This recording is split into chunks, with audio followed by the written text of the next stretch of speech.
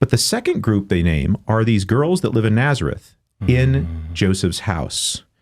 And those are called by his enemies Jesus' sisters. So we've taken care of the brother issue. But what about these sisters? Couldn't those be his biological siblings? Full siblings?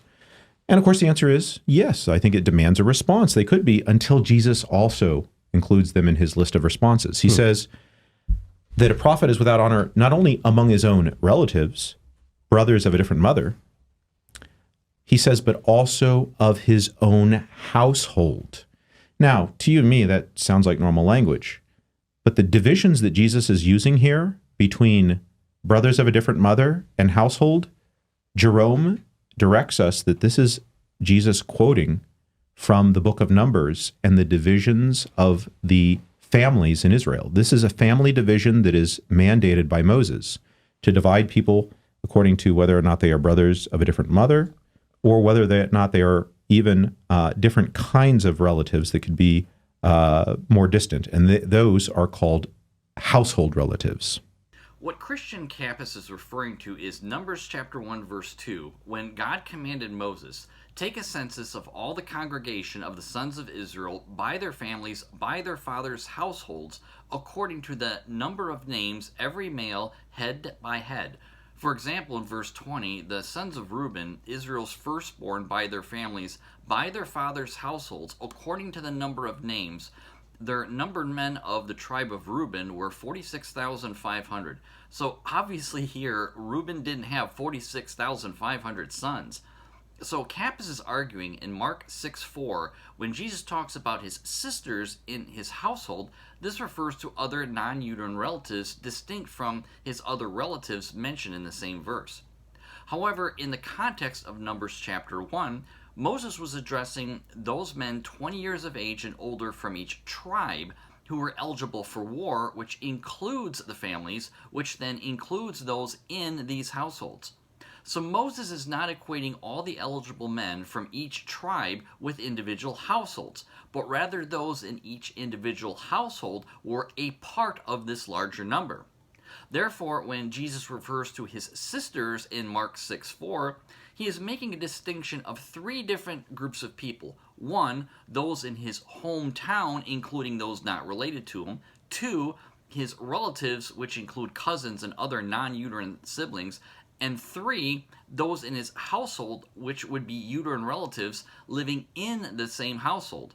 In fact, Greek word oikia, translated house or household from Mark 6:4, means an inhabited edifice, a dwelling, the inmates of a house, the same Greek word used in Numbers chapter 1.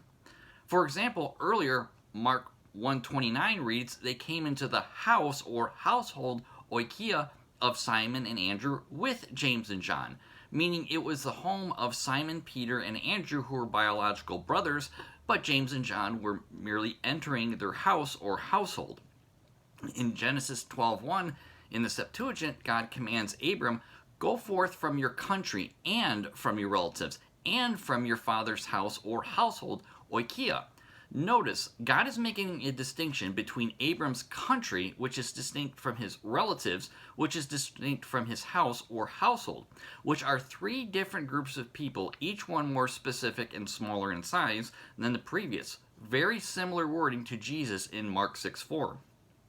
Where Kappas errs is that earlier in the video, he mistakes Jesus' brothers listed by name in Mark 6:3 as the same as his relatives in verse 4.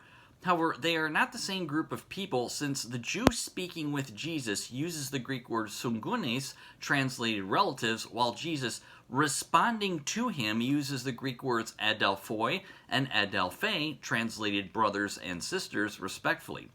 Because it would be odd for them to use different Greek words for the same group of people while responding to each other. So Jesus' brothers in Mark 6:3 are not the same as his relatives in verse 4. Furthermore, in the parallel passage of Matthew 13:56, Matthew adds, and his sisters, are they all not with us? The Greek word kai, translated and, takes on a copulative, even a cumulative sense, meaning the same kind of brothers of Jesus are the same kinds of sisters of Jesus.